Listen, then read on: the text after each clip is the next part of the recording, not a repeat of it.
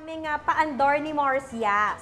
Kung sila gumagawa ng Christmas hat, tayo naman gagawa tayo ng Christmas in a cup. Yes. Ito naman syempre yung mga decoration sa bahay natin, lalagay mo sa side lalo na, murang-mura pa. Hindi nyo na Correct. kailangan pang bumili ng kung ano-anong mamahaling decors for Christmas. Pwede nyo Right. gamitin ang mga baso nyo sa bahay. Agree. Yes, so, Ako dito sa martini glass, ikaw Mars, pwede ka nang magsimula sa iyong, anong pang tawag sa pang-alak glass, something like that.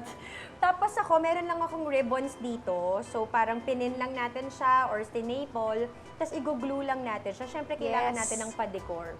So tayo ang bibinyag ng ano kanilang yan? glue gun. Wala kayong sarili nyong glue gun? Wala, wala, Mars. nangihiram lang kami. Teacher, hindi nagtitipid tayo sa kuryente para isa lang ang gagamitin. Mars, parang kailangan lagay muna natin to bago yan.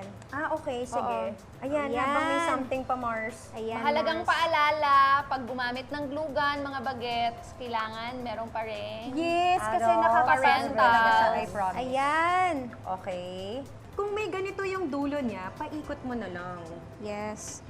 Yung mga extra Christmas decors nyo na hindi nyo na ginagamit for the year, pwede nyo Yes. gamitin yan. Kung nag-iba kayo ng theme. Tapos yan, pwede nyo nang lagyan ng candies, sweets. Lagay muna Lagyan natin. ko na, Mars. Ayan. Yan. Lagay natin yan. So parang may treat sila. Masaya yan for the kids. Point. Ayan.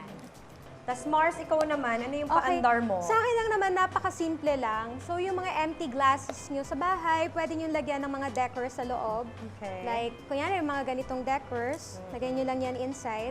Tapos, may ibang effect na siya. Tingnan Correct. mo. Pwede mo Oo. na lagay sa Yung table lolo ko nyo. seems to make layering. Ayan. Actually, kahit mga mason jar, di ba? Pwede Oo, rin pwede. nila. Yes, para kang gagawa ng snow globe, Mars, pero Yan. naka-jar siya. Ayan. Ayan, ang Oh. cute. Diba? Ayan na yung nagawa namin ni Mars. Oh, diba? Ang ganda. Meron din kaming Ayan nga. something here. Ay, ang tatagal nilang gumawa doon, Mars. Ay, Tayo, grabe ang naman. bilis lang natin. I love it. Yan. Cute to, Oh, lagyan na rin natin to dito sa baba para decor. Yes. Ay! Ang saya! Do you hear that? Oras na para sa Tarantanong!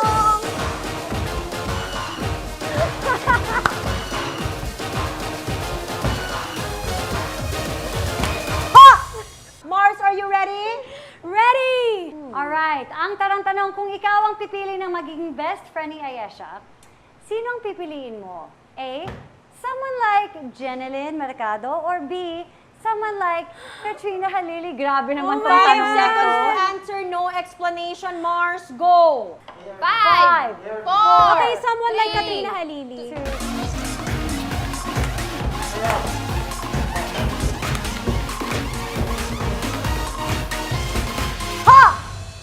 Okay, ngayon pwede ka na magpaliwanag. Is the letter B.